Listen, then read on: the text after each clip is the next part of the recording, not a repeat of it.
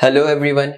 In today's video, I am going to show you how you can change keyboard language in Samsung Galaxy A17. It's really simple. First, you need to select your language. To do that, simply go to Settings, scroll down and go to General Management. Tap on it. From here, you will see Samsung Keyboard Settings. Tap on it and here you will see Languages and Types option.